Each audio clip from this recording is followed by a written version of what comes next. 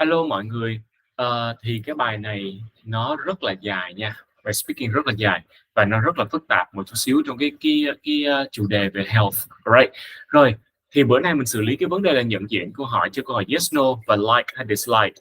Thì đây là hai cái câu hỏi rất là phổ biến, đặc biệt là trong cái phần task 1, speaking part 1 của mọi người. Trong phần thi speaking mọi người sẽ có 3 phần, part 1, part 2, part 3. Thì tổng thời gian speaking mọi người sẽ là tầm 14 phút, 12 đến 14 là 14 maximum đó mọi người. Thì part 1 là thường hỏi về bản thân mình, ví dụ như là do you like traveling, what kind of festival do you like, hoặc là what kind of food do you like to eat, ví dụ vậy ha. Thì thông thường á các bạn sẽ dành khoảng tầm cỡ 5 phút cho phần task 1. Phần task part 2 á, các bạn sẽ được đưa một cái câu hỏi và yêu cầu các bạn là miêu tả một thứ gì đó, ví dụ describe a person that you respect the most, hoặc là describe a time when you travel to another country, for example. Rồi, mọi người sẽ có 1 phút để chuẩn bị take notes và mọi người sẽ có 2 phút để mọi người nói liên tục. Ok, giám khảo sẽ không hỏi mọi người câu hỏi này trong phần part 2 ha. Nhưng mà tuy nhiên, giám khảo có thể hỏi thêm một vài câu hỏi part 2 sau khi mọi người đã trình bày xong. Đó gọi là follow-up questions, giống như là để cho người ta làm rõ thêm một số cái thông tin mà nãy giờ mọi người chưa đề cập đến á. Ok, right. Rồi phần part 3 nó sẽ liên quan đến chủ đề của phần part 2. Có nghĩa là gì? Có nghĩa là phần part 2 nếu như mà mọi người nói là ok, tôi miêu tả về một loài động vật mà tôi yêu thích, thì phần part 3 giám khảo sẽ hỏi là về việc bảo tồn động vật nè, về việc động vật giúp ích cho con người nè, một số câu hỏi rất là chung chung và mang mặt xã hội ha. Ví dụ như là do you think animals are beneficial for our lives, hoặc là can we live without animals. Cái là một cái câu hỏi mang tính được gọi là triết lý mọi người trong phần part 3, nhưng topic vẫn liên quan đến phần part 2. Ok, rồi thì đầu tiên nhận diện câu hỏi là câu hỏi yes no. Tuy các bạn sẽ biết là yes no hay bắt đầu bằng những cái trợ động từ như là do you, should we này kia, nhưng mà một số câu hỏi thì không có mang ý là hỏi yes no ha, mà nó mang nghĩa là hỏi khác tuy bắt đầu bằng trợ động từ. Ví dụ do you know how many festivals are there in your country? Không lẽ bây giờ mình trả lời yes I know, không có, mình trả lời là there are 5 or more festivals in my country, such as cái gì đó mọi người liệt kê ra. Hoặc là do you think parents should give money to children? Các bạn thể nói là well I agree with this statement to a certain extent, for example. Thì các bạn không nhất thiết phải nói là yes no. Ok, rồi thứ hai là like và dislike. Các câu hỏi thường bắt đầu bằng do you like hay dislike. For example, do you like any color? Is there any color that you like? What is your favorite color and are you interested in any color? Ok, rồi. So, vậy thì khi mình đã nhận diện được câu hỏi thì mình sẽ đưa ra câu statement. Statement là gì? Statement là câu trả lời đầu tiên của mọi người và nó chính là câu trả lời trọng tâm. Bây giờ ví dụ nha, giám khảo hỏi là bạn thích ăn kẹo không? Do you like sweets? Mình nói yes, I love it. Thì đó chính là câu statement. Còn ví dụ giám khảo nói là bạn ăn thích ăn kẹo không? Các bạn nói là hồi xưa khi còn bé tôi rất thích ăn kẹo và từ thói quen tôi thay đổi dần dần lớn lên. Câu đó không có phải là câu trả lời của giám khảo cho giám khảo ha, mà các bạn phải trả lời thích hay không thích thì nói thẳng trực tiếp ra. Đó chính là statement.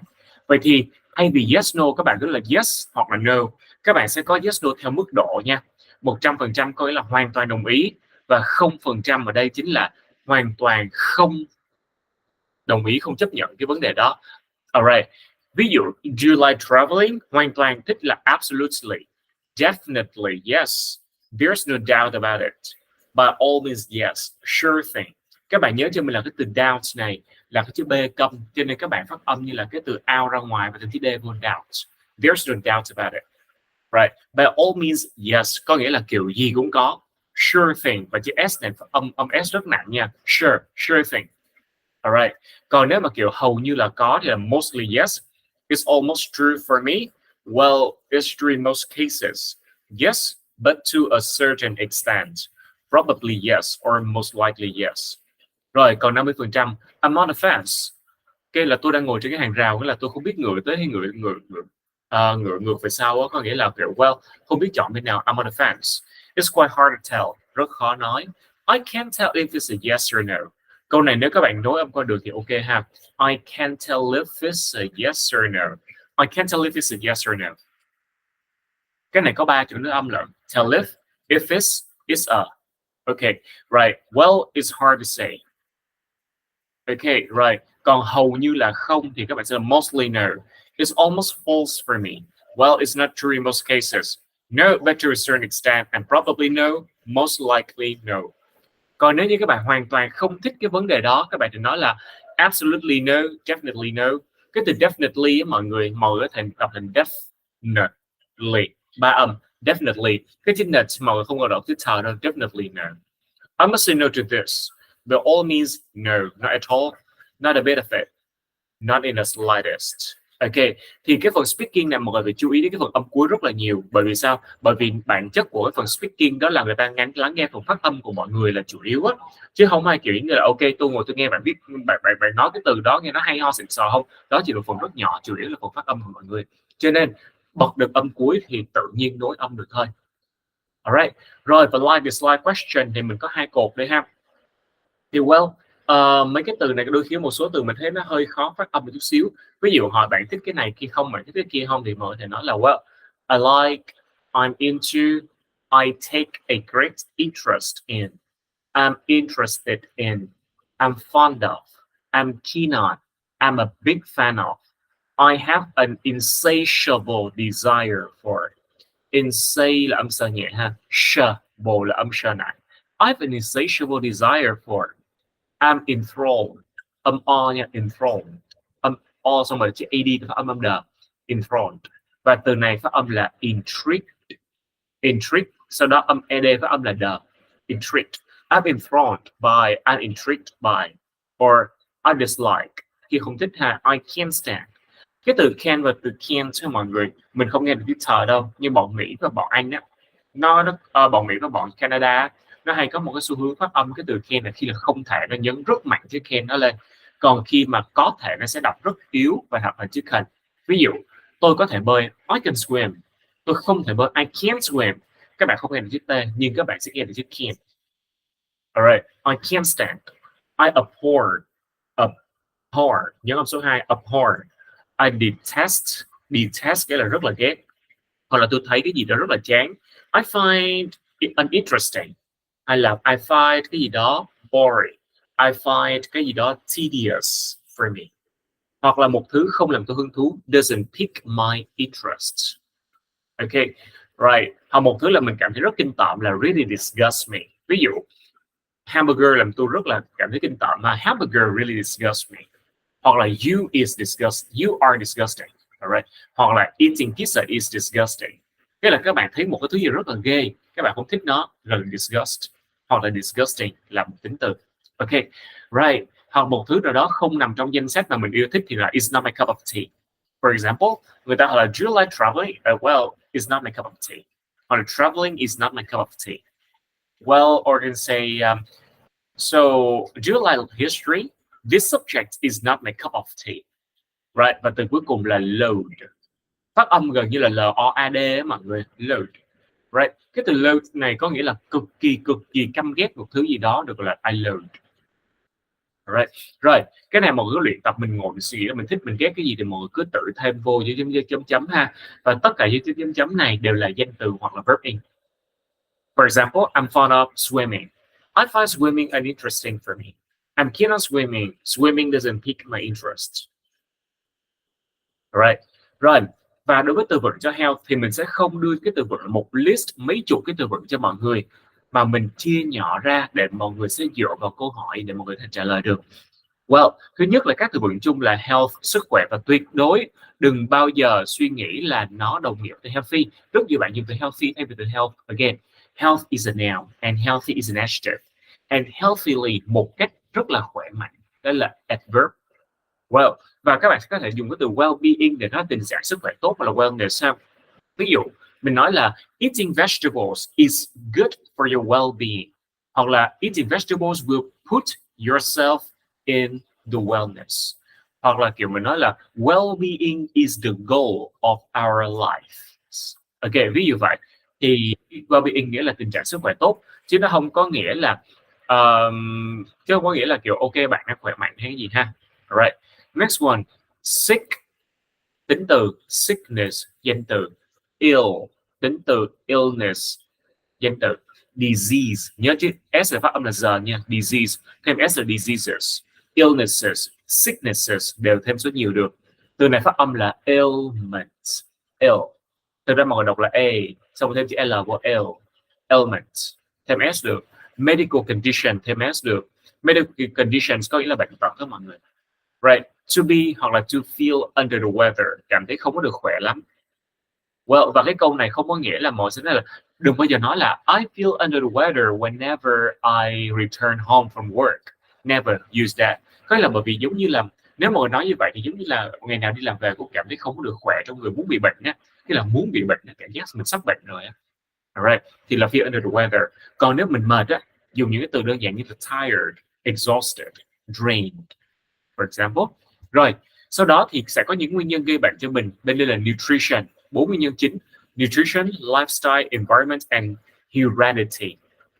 Ok, heredity thì tất cả những cái nguyên nhân này nè, khi mà mọi người sẽ được hỏi một số câu, for example like what are the reasons for very bad health of people these days? You can say, và các bạn hãy nói ha, well, I think it depends on the reasons. The first one is nutrition. When people consume too much sugar or fat, or sometimes they may overeat. However, with their lifestyle, people may lead a sedentary lifestyle or stay up late at night or even sleep in late in the morning. With regard to the environment, they often live in polluted surroundings like polluted cities, or they are exposed to pathogens when they don't wash their hands. Sometimes it is something related to heredity. What I mean here is that people often suffer hereditary diseases. That's it. Thì đó là khi mà mọi người ứng dụng cái câu trả lời, những cái từ vựng này mọi sẽ chia ra thì mọi sẽ ok, tôi sẽ trả lời một cách dễ dàng hơn. Và nếu như các bạn chú ý, tất cả những cụm từ đây mình đều bắt đầu bằng một verb. Bởi vì sao? Mình focus vào việc học collocation, chính là sự kết hợp giữa verb và noun tạo thành một cụm từ để mọi người dễ dàng nói hơn rất nhiều. Ok. Rồi, và những cái từ này thì mọi người có thể tự check cái phần pronunciation của nó bằng cách đưa trong Google và bấm Enter. Ok, Google dịch á, bấm Enter sẽ có phần phát âm cho mọi người nghe ha. Alright, còn các loại bệnh thông thường ở đây thì mình sẽ chia làm hai bạn. Bệnh là bệnh cấp tính acute diseases và chronic diseases, bệnh mãn tính. Ok, rồi những cái bệnh ở đây mọi người không cần biết hết, biết một vài cái cho mình thôi, nhưng muốn biết cái nào thì phải biết cách phát âm của nó. For example, bronchitis, tuberculosis, asthma, cancer, hepatitis, dementia, insomnia, diabetes, arthritis. For example, thì mọi người sẽ cần biết những cái bệnh rất là cơ bản như cardiovascular diseases. Mình có để những cái từ thay thế đơn giản như là heart diseases hay là hypertension để thay bằng high blood pressure. Right. Ok, rồi hypotension là huyết áp thấp. Nói chung là những cái bệnh này thì mọi người sẽ trả lời những câu hỏi nào. For example, you can say, what kinds of diseases do we often encounter these days? You can say that normally people may develop two kinds of diseases, the acute diseases and the chronic ones. With regard to the acute ones, people may get engaged with pneumonia or bronchitis, and these kinds of diseases are related or come from the weather, for example, the cold weather or the environment. What I mean here is that we often live in polluted surroundings, so we may develop pneumonia. Okay, rồi tiếp theo. And as for chronic diseases, these days people usually develop obesity and cardiovascular diseases, and these kinds of diseases comes from their lifestyle. So to be more specific, they often lead a sedentary lifestyle or even lack nutritional balance. Okay, that's it. Thì đó là mọi link hai cái lại để mọi người trả lời với nhau á. Rồi, cách chữa bệnh nè. Je ne répondrai pas à ça. Sorry. Ok, rồi cách chữa bệnh này, treatments nè. Mình có the drugs và non-drugs options, có nghĩa là những cái cách chữa bệnh bằng thuốc và không dùng thuốc. Alright, thì mọi người sẽ thấy một bên cột bên trái là take medicines. Thì thường medicine nó nuốt chứ đi, còn là medicines. Alright. Rồi, và tất cả những cái này cũng là collocation bắt đầu bằng những động từ hết ha. Undergo, be injected, vaccinated or something. Ok, right, và cách phòng bệnh dưới đây. Ví dụ bây giờ một câu hỏi mà mọi người kết hợp tất cả mọi thứ thì sao mà nói là so What is your opinion about people's common health these days? Ý kiến của bạn là gì về cái việc mà sức khỏe của mọi người hiện giờ? So you may say, các bạn nói là, well, these days, people often feel under the weather at any time around the year. This may be caused by their nutrition. What I mean here is that they often lack nutritional balance or abuse alcoholic drinks. As for their lifestyle, they often lead sedentary lifestyle or have sleep deprivation. With regard to the environment, they may be exposed to pathogens all around the place, and perhaps they are exposed to toxic work environment, which leads to pressure. Okay, in some occasions, people will suffer hereditary diseases from their parents. Well, these kinds of reasons would lead to common diseases such as acute diseases like pneumonia, bronchitis, or tuberculosis, or chronic ones like obesity or cardiovascular diseases. However, we have developed some sorts of treatments for people to take, like taking medicine, undergoing chemotherapy, being vaccinated, or some non-drug options for them to choose, like undergoing an operation or having acupuncture. And you say, okay, acupuncture. All right. So, and how to prevent them is another question we would like to develop here. With regard to the food, we may limit the consumption of sugar, which is very harmful to our health, and avoid unhygienic foods. And for our lifestyle, I think we should lead an active lifestyle, have a work-life balance, have enough sleep, and seek out for help whenever we are in need. That's it. Right. Thì mọi người thử kết hợp tất cả mọi thứ lại để mọi người trả lời một câu thật là dài để xem ha. Để mọi người thử xem là tôi có thể kết hợp những từ này được không? Và đặc biệt những từ này còn ứng dụng được cho cả cái phần writing của mọi người nữa. Ok,